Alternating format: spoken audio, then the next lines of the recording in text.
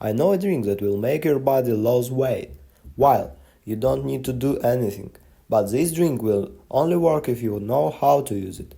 I'm ready to tell you the recipe for this drink. Drink black coffee. This will boost your metabolism. Well, look, caffeine is a stimulant, so it could potentially boost your metabolism. But why I like this statement is because black coffee means that it doesn't have excess calories from sugar, milk, creamer, all of that. In addition, black coffee will technically keep your fast going. So if you're a fan of intermittent fasting, you're still going to be getting a lot of those same benefits with having a little stimulation on board. Hang a mirror in front of your dining table. Studies show watching yourself reduces the amount of food you consume. No! If you want to hang a mirror in front of your dining table because of decor, please go right ahead. If you're doing it so you hate yourself while you're eating, no, por favor, no más. Use smaller plates and bowls to serve your own food. This is an optical trick that will give you a full sensation from seeing a clean plate. I like this tip. I think it's a fairly benign tip. Really, one of the biggest problems in the eating habits of my patients who are obese or overweight is that they eat really big portions and they don't even realize it. So by having a smaller plate, you're already helping yourself. You can see the recipe of drinks for fast weight loss right now by following the link in the attached comment. Figure out a healthy portion size. But also, when you see it and you eat the entire plate, there is a psychological concept to how you absorb those calories. It really does take effect. Participate in intermittent fasting, though it may also reduce muscle mass. This is controversial. For some, like myself, intermittent fasting works great. Because you're eating in a very specific window, meaning that you're not eating for 16 hours of the day and you're only eating in a time-restricted 8-hour feeding pattern, you're gonna eat less calories. That's just the nature of eating in a smaller window. That being said, some people actually get a disordered relationship with their eating habits when they do this type of fasting, so it's certainly not for everyone, but it is an option. And we've actually seen some favorable health effects outside of just weight loss. That includes hormonal changes, favorable hormonal changes, increased clarity. Also, there's a genuine benefit to not having to eat for 16 hours of the day. Kind of gives you an advantage for you to be able to focus, exercise, perhaps do a little mindfulness session, which can go a long way to calming you down and perhaps aiding in your weight loss. Replace your normal high-calorie protein intake with whey protein powder. This one, I am hesitant to recommend to a lot of folks. I'm not a huge fan of getting my protein needs from supplements. When you eat a protein-rich meal, it usually comes with some fat, perhaps some carbohydrates, depending on the source of the protein. And when you're getting whey protein powder, you're really isolating the protein and getting just that. I feel like you can find nutrient-rich protein sources like tuna, like salmon. And in addition to the protein, you're also gonna get a lot of other nutrients that aren't found in whey protein, like omega-3 fatty acids. Chew more slowly. Your brain can take time to signal to your stomach that you're full, so being patient with how quickly you eat can allow your brain time to cut off before you overeat. I would change this advice just a little bit. I would say chew thoroughly, because if you slow down your chewing, that might be a little bit awkward. But if you chew thoroughly, you could actually give yourself the time to signal to your body that you're fuller, that you're getting the nourishment that you need, because it's really about eating to the point where you're satiated, not to the point where you feel so full that you hate yourself.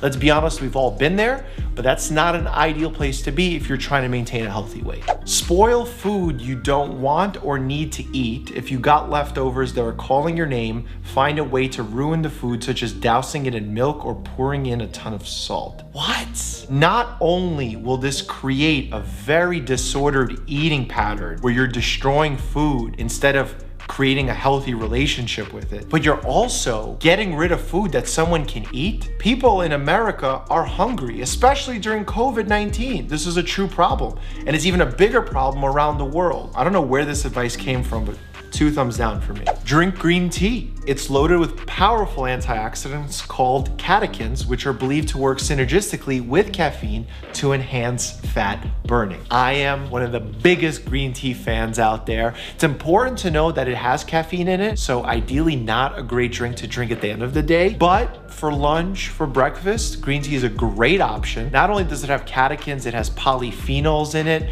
L-theanine, which sort of balances out the boost that you get from the caffeine stimulant, but also gives you that calming effect on your mind. Now, whether or not green tea will actually boost weight loss, it's not going to be a magical effect that you see here. In fact, I've seen a lot of companies try and do something shady like, oh, our supplements have green tea extract and that's what helps you burn fat.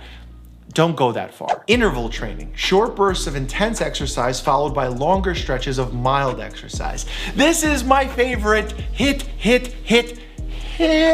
exercise. That's high intensity interval training. You go all out for 30 seconds or a minute, and then for a minute, 3 minutes, 5 minutes, you do really mild, light intensity activity. 1, it promotes weight loss. 2, it promotes muscle building. 3, it also improves heart rate variability. When you start exercising really quickly and you go full on intensity, your heart rate should go up to compensate. But then when you do light intensity exercise, your heart rate should be able to settle back down. As you do this more and more, your heart's ability to calm down in that period of light intensity will improve. And what we've actually seen in scientific research is improved survival in individuals who were having heart attacks if they had good heart rate variability. It's a true survival benefit. Get used to and accept the feeling of being hungry. You can't lose weight without enduring hunger, so recognizing and normalizing that feeling is important. Not true.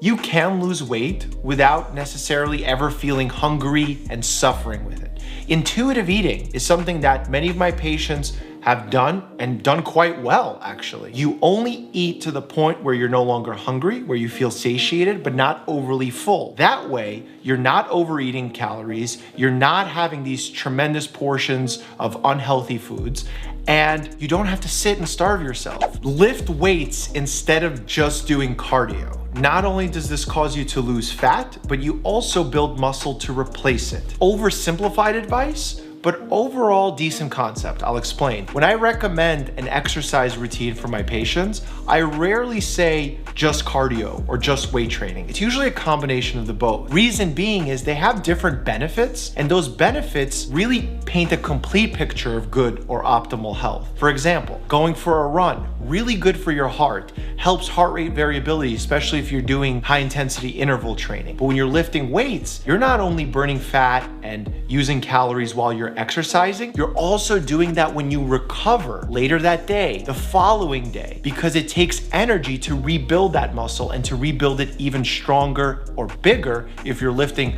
heavy enough and consistently enough. Snack often. This will prevent metabolic slowdown where your metabolism stops if there is nothing there to digest. While snacking, your metabolism is forced to stay engaged.